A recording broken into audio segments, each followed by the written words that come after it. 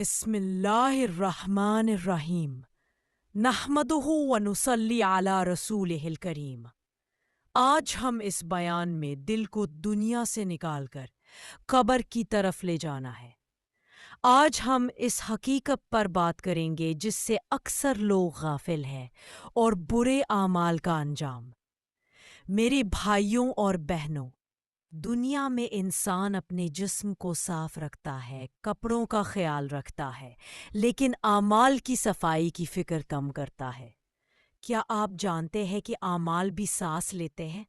ان کی خوشبو بھی ہوتی ہے اور ان کی بدبو بھی، جو قبر میں ظاہر ہوتی ہے۔ انسان دنیا سے رخصت ہوتا ہے تو سب سے پہلے اس کے اعمال اس کے ساتھ داخل ہوتے ہیں۔ اگر اعمال نیک ہوں تو قبر خوشبو سے بھر جاتی ہے، اور اگر اعمال گناہوں سے بھرے ہوں تو قبر اندھیرا اور تنگی بن جاتی ہے۔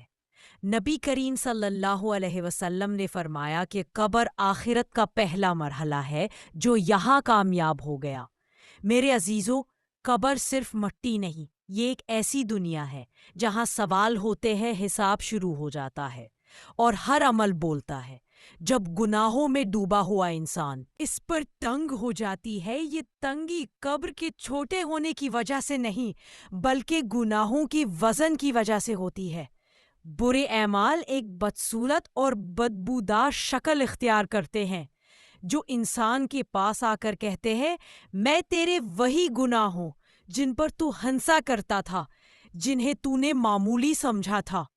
میرے بھائیوں، جھوٹ، غیبت، بدنگاہی، حرام کمائی، سود، نمازوں کی بے قدری، والدین کی نافرمانی، دلوں میں کینہ، یہ سب گناہ قبر کو تنگ اور تاریک بنا دیتے ہیں۔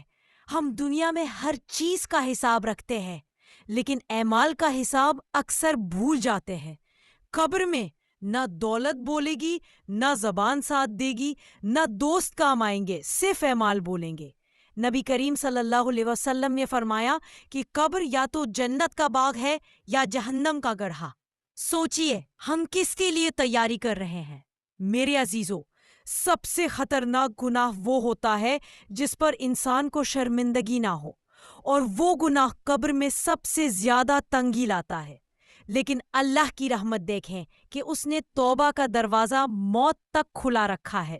اگر کوئی شخص دل سے توبہ کر لے، آنکھوں سے آنسو بہا دے اور گناہ چھوڑ دے، تو اللہ اس کے گناہوں مٹا دیتی ہے۔ نماز قبر کو روشن کر دیتی ہے، صدقہ قبر کو ٹھنڈک عطا کرتا ہے، قرآن قبر میں نور بن جاتا ہے۔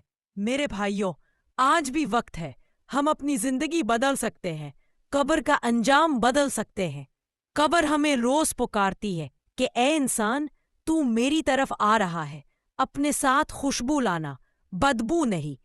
آئیے آج اللہ سے وعدہ کریں کہ گناہوں سے دور رہیں گے، نماز کو مضبوط پکڑیں گے، حرام سے بچیں گے، اور نیک اعمال کو اپنا ساتھی بنائیں گے۔